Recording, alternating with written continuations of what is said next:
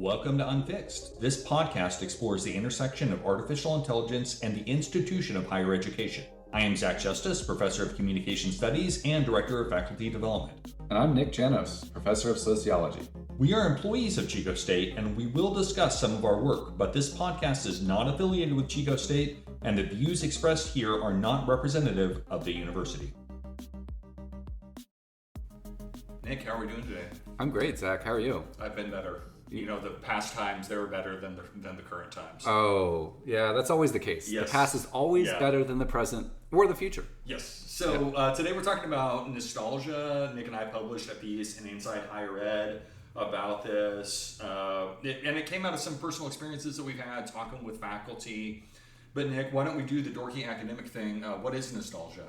Well, nostalgia, it's actually somewhat modern invention in terms of a concept from a Greek word, but it's this longing for the past, the way we construct an image of the past that was better, that made us feel better, that society was better, whatever scale we're kind of thinking of. It's way that people kind of invent, if you will, a construct of the past that was better for them and for others. Yeah, no, absolutely. And we see that not just in the academy, but throughout culture, right? Oh, yeah. Like there's this deep nostalgia for the 1990s right now. Some of that fashion is coming back. And you and I years ago talked about how these live action remakes of old Disney movies, like we're just mainlining nostalgia as a country. I mean, the MAGA movement is one of the greatest examples. Bernie Sanders. There's a whole construct of the 1950s and early 60s were the epigee of American civil life. So you see it on the left and the right. Golden age is something I'm really interested in, like thinking about how, as a political tool, people construct all of these places and times in history that they hold up as like, if we could just return to that, then we can make the present better. So there are always discourses about the present and about the future rather than strictly really about the past. And on our topic today, though, I think that there's another related topic, concept of melancholy that is similar, but this is much more tied into the psychological feeling of loss, of things that have passed, that things that have faded away or been broken. And I think that the university, higher ed, is really going through a period of nostalgic thinking and of melancholy as AI has been upending or at least exposing some of the things that are broken. Yeah, and we've talked about this in previous episodes. It's not just AI, but that we had the pandemic right before, right? And so there is this deep longing and an imagining of what the world was like before then. But let's get concrete about this. Nik, tell me about your individual classroom prior to the pandemic, because I've heard stories from students, but tell me more about how beautiful it was.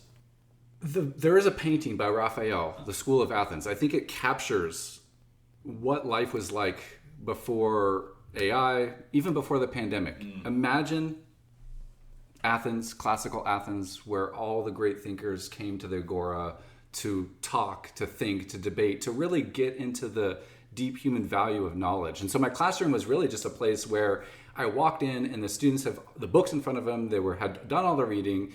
I didn't have to call on them. They were just like, can I talk? I have an idea about this passage right here. I've been stewing it over the weekend and I'm ready to talk about it. And so they were writing papers that were just incredible.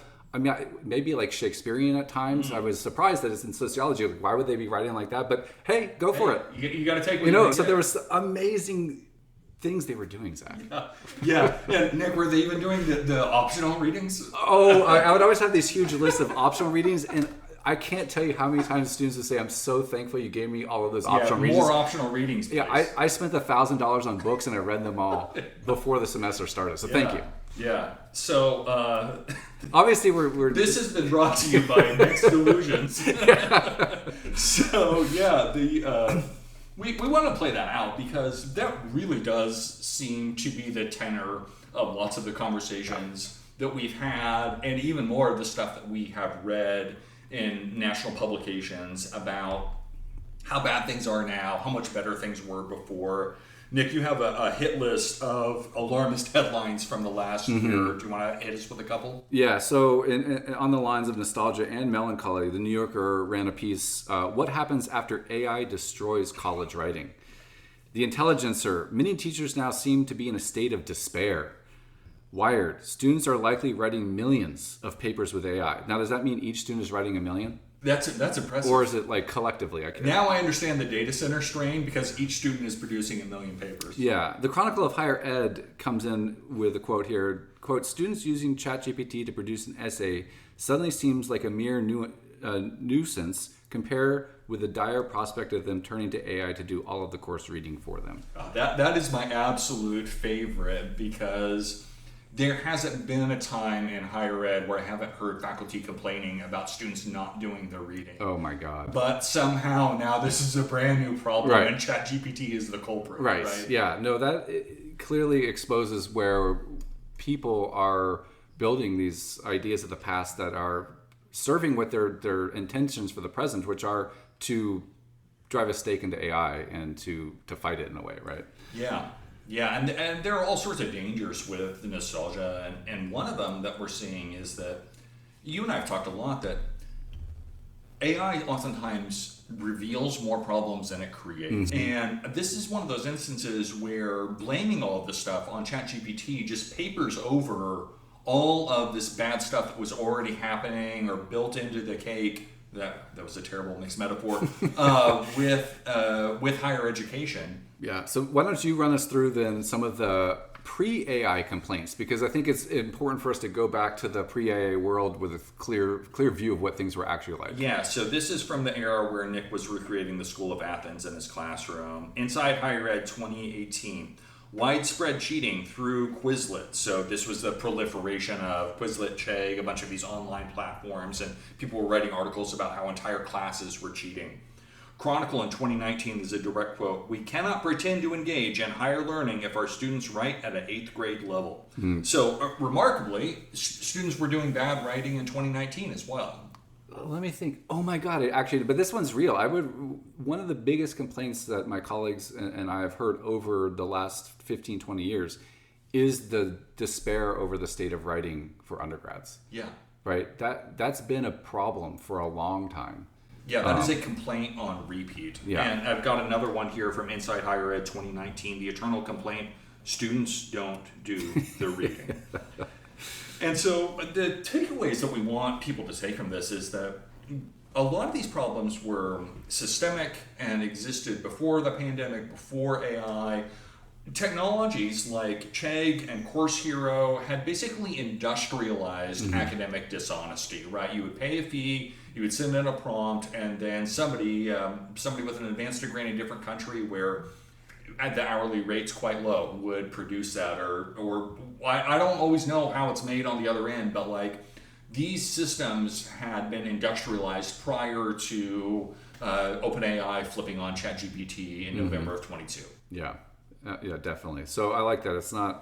The problem is not new. It's just maybe with AI though, it does scale up a bit, and that's what people are picking up on, or it introduces novel ways to do the things that students have been doing since the classical era in Greece, I'm sure. Right.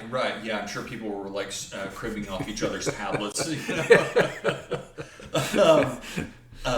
But I mean, even going back to when we were undergraduates, right? You could go anywhere and buy, what were they called? Cliffs Notes? Oh, yeah. That were the summarized readings of popular pieces, right? Like that was a publication industry for like 50 years. Yeah.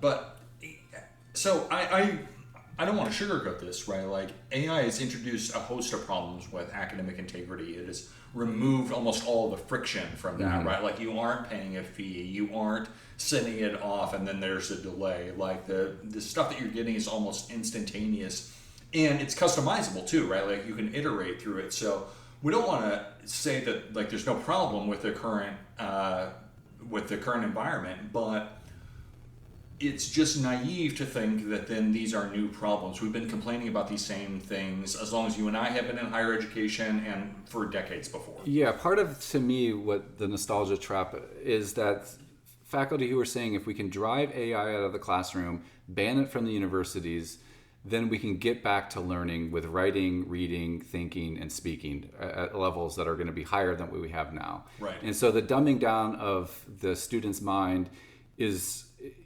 tied to AI's introduction.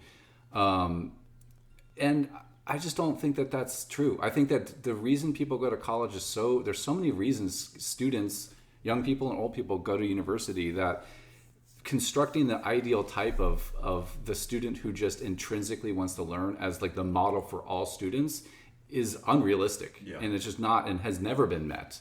Maybe there were golden ages. There have been. I'm sure there probably were ages where there was more students doing more of the work, but higher ed is many things to many different people. Yeah, so let's zero in there, because you and I both read that sort of greatest hits article in Current Affairs that was just pure AI doomerism. We'll link that in the show notes. I didn't find anything particularly new in the article. Yeah. A lot of it was just repeats of other pieces. But one piece that you zeroed in on was at the end, and what was the time period that they said was like the yeah, so as I kept reading, I'm like, so when is the golden age here? You know, when? And so the author finally at the end says, when I was either in graduate school or starting out in academia in the 1980s, we had it pretty good then. And so the reference point here is somehow the 1980s as the golden age of higher education. Yeah, and I just think that that's a product of people superimposing their experience onto the broader world, right? Things were good when I was young, right? When you were first experiencing it, the thing is, when we're all experiencing stuff for the first time, it seems more magical than it really is. It's when you've been in it for a couple of years that then you realize, like, oh, this isn't nice and shiny. There are actually cracks and rot underneath.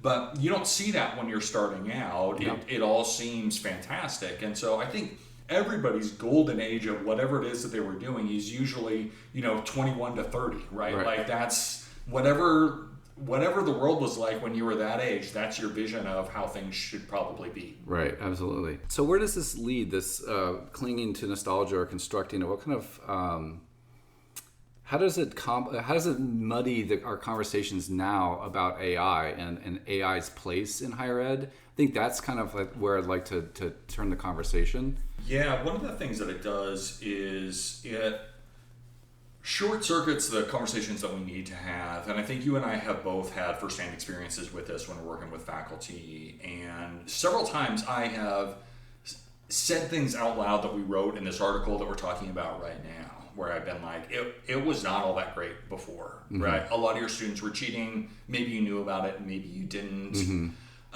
But you have to get beyond that if you want to have a conversation about what things are like now. And the other thing is, I don't want to necessarily preach the inevitability doctrine that Silicon Valley sort of shovels to us, but I don't know how you put this back in the bottle, right? Yeah. You can lament how things were and say things were better. And even if that's true, okay, that's true, but like, we can all call Sam Altman, but he's not going to turn the thing off. Yeah, I think, and part of that is acknowledging even our own feelings around this. And I've said this to you, Zach. There is rarely a day that goes by that I don't personally wish that these things had never been invented. It just would be easier. Our jobs would be easier. We could just go on with whatever thing we had before, all its problems, but it would be known problems. Right. Now we got a new problem. And part of that, and so some people's reaction to the new problem is existential crisis and retreating, either to ignoring it or having this sort of fight or flight response. What we've been trying to do on our blog and the podcast is to try to embrace it and say, well, if these things are going to exist, how do we reconstruct it? So I think nostalgia stunts that important work of trying to build what's next with the new things that have been introduced into higher ed. And this is just one of many things that have been introduced, right? Changing student demographics. Our students are very different at CSU Chico than they were 15 years ago when I started. Very different, right? Different demographic, different socioeconomic background, race, and ethnicity. So there's a lot of changes. So that's one, I think, that the fantasy of going back, just as in with MAGA or even some of the left-wing variants, it doesn't address the problems that we face now. It's trying to circumvent them. Could not agree more. One of the things that it prevents is us from recognizing maybe there's some good parts about this, right? And before we even started recording, Jamie, our intrepid podcast producer, was sharing like, a sort of interesting innovation that she has had in her own research, not in terms of writing, but in terms of consolidating a bunch of stuff together that was sort of disorganized. And you and I both had good experiences leveraging some of these things as research tools. That's in our own sort of productivity areas. But Nick, you had a quick example you wanted to share about something that sociology has done. So since the students have rarely ever done the reading, going back as far as I know, now I've been doing this stuff for 20 plus years, sociology is now using the software called Perusal, which the goal is to make reading important and a critical component of the classes. And the software is a collaborative commenting, annotating. It's like taking a social media platform and reading text like a PDF or a book together where people are commenting. And I'm actually having engagements that I've never had where students will post comments or questions or at me, and then I can respond and we can have a dialogue about passages in the reading. I mean, it's the closest I've ever gotten to the idea where a student would open the text and say, Professor, paragraph 3 on page 29, I want to know about that more. Let's talk about it. And so Perusal is allowing us to make reading actually meaningful. And we're adopting it because of AI, right? It spurred us. It's not because it's a solution necessarily to AI, but it spurred us to try something new, innovate, and adopt something we may not have ever looked at before. Yeah, and I think that's one of the opportunities that we're oftentimes missing, but is so important, which is it's a chance to re-examine practices that we were engaged in that were not good in the first place, but they worked or sort of worked. Yeah, well, so here's what it replaced. This is I think some more detail would be helpful here. Many faculty and instructors would assign reading quizzes. So you assign a chapter out of the book, and then on Wednesday they come in or it's online and they have to take a quiz. And that's just testing. Did they read? So that's not a very good assignment. No one's learning. It's just a policing behavior of like, did they read or didn't they read? Right. And you're trying to get an assessment. Where are they at? Other ones I didn't do those, but I did reading notes where at the end of the week, they'd have to compile the 3 main points, ask 3 questions, turn that in. Now, I would do a little bit with that, and sometimes it would spark some conversation in class the next week, but it's generally, again, did they do it? Did they not do it? I'm trying to understand. But something like Perusal, you get to throw all that stuff out and actually watch as they read and comment as they read. It's a much more engaging and I think more authentic way of doing it as opposed to quizzes and little reading notes that we've been using for decades. And I'm guilty of that, just like I think everybody has been with my own instruction. I've been engaging in some of those practices, whether I'm teaching a general education class, we would have quizzes on the chapters for public speaking that were pretty generic, and it was literally just did you do this reading? And that was one of those practices that we sort of took for granted as this is how you do instruction. This is how you teach. It reminds me of that piece that you wrote for the blog not that long ago about reframing what we do in education as builders. Throw out the old stuff. Some of it was bad anyway. What are we gonna reimagine education to be? Yeah. How is it this could look different? And the thing that you pointed out there that has resonated with me and some other people that I've shared with is that for most of our careers, we have been implementers of a curriculum that has been handed to us. And so part of this is new for us. And we can focus on all the parts of it's new and crappy or new and hard, but maybe part of it is new and good. And if we think about ourselves as people who are creating education rather than implementing education, we can break away from this terrible nostalgia that has gripped higher ed and seems to pop up in a new widely shared article every 3 weeks saying the exact same thing. Yeah. And I think that's the power of leaving nostalgia behind, is being willing to kill your darlings and be like, the college essay, maybe its time is over. Yeah. And maybe it's okay. We can be sort of melancholy about losing some of these things, maybe not the pop quizzes and stuff like that. No one like that. But some of the stuff that we just thought that's what education is, and that's how it always should be. Maybe this allows us to invent new things and be actually interested and excited about that invention process And that's what, I've been doing with other people. A lot of people are doing it. How can AI, integrate into new learning pathways and assignments that were simply just not possible, particularly around for online asynchronous classes where there is no real-time face-to-face with anybody, and the AI can sort of help simulate different kinds of conversations, role plays, Socratic method, all that kind of stuff.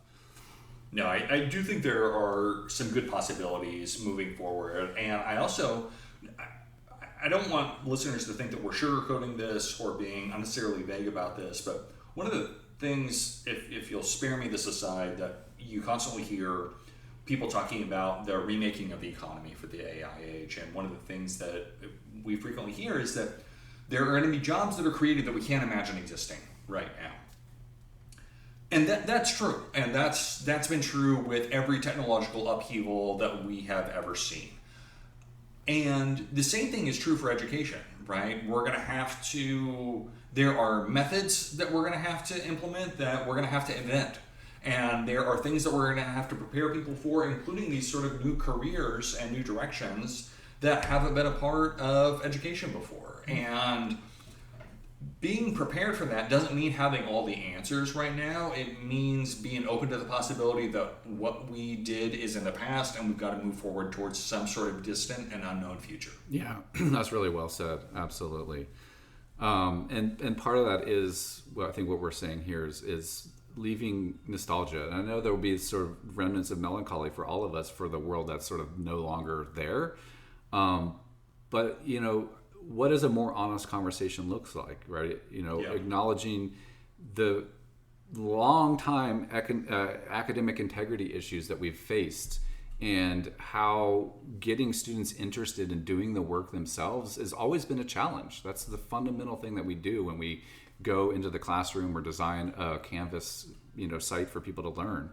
What are some of the other things do you think moving past nostalgia will look like? Well, I think it will make us, if we move past it, one of the things that we're going to do is save a ton of time, because a bunch of the workshops that Nick and I have run independently, sometimes together, right? Like this is something that you have to deal with. You sort of have to walk people through. But if we can walk in the door and already have that part done, we're gonna save a ton of time.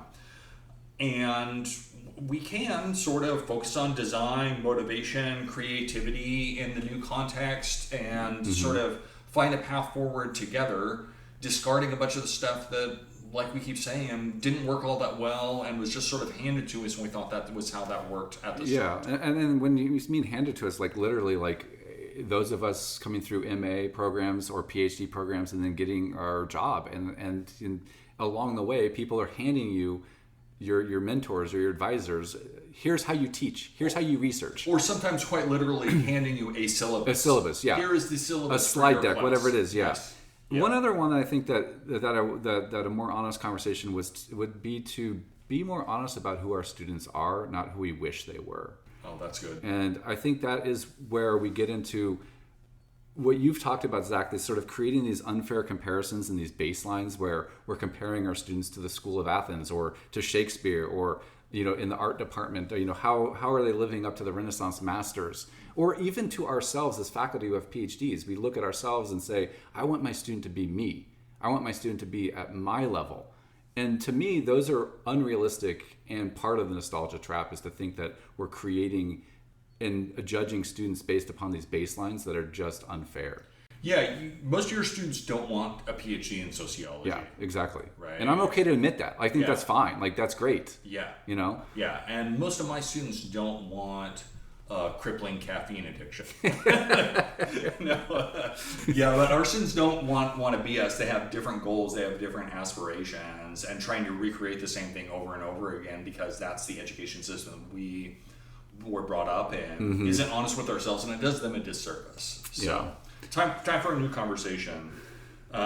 This whole episode has been the exploration of a bad analogy, so we're going to spare the listeners a last one. But maybe instead, Nick, what is something in your life, maybe outside of the education, that you are nostalgic for, like a old movie that you go back to, or a tradition that you engage in that makes you happy every time? It's funny you asked that, Zach. About 2 weeks ago in my classical theory class, so we read a lot of old, texts, hundreds of years old, and a lot of the classical theorists and sociologists were really interested, like, how did this sort of medieval social organization, give way to modern forms of social organization, capitalism, modernity, cities, all this kind of stuff. And I've always felt like I could be quite at home in some little medieval village by the sea where the little seagulls are, making all of their yappy noises, and I'm just reeling in my nets, and like every day is just like the repetition of some very simple tasks and not wrapped up in all of the ways that my brain is pulled in modern life. Yeah. How about you? So I get nostalgic for things that were sort of in my own lifetime, and I realize that it sort of guides some of my practices. So I still do all my own lawn care, and it's because I grew up doing that for us, but also mowing a bunch of other people's lawns. It's one of the ways that I earned money when I was younger. And when I'm doing the lawn, rarely am I like, this sucks. I'm always happy, and when I look out and then see a nicely trimmed and maintained lawn, that makes me so happy inside, because that's that same sense of accomplishment that I felt when I was like 16 doing some of that work. But I'm guilty of this in a lot of areas. I still play video games that were released when I was a teenager, right? Like if I'm really feeling down, I will play Madden 95 or the original Street Fighter 2. I still love that. Yeah. Well, Zach, I got to say, to put a cap on this and to show that nostalgia is so particular, when I see a lawn, I want to kill it. Spoken like a true environmental theorist that you are, Nick.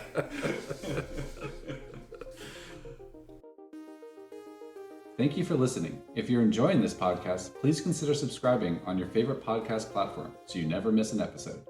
You can find our writing on meltsintoair.org and connect with us on Blue Sky at meltsintoair.bsky.social and on LinkedIn, Zach Justice and Nick Janos. Find these links and more in the show notes. If you have feedback or want to share an idea, email us at unfixed@meltsintoair.org. Thank you to Jamie Gunderson for producing and editing the show.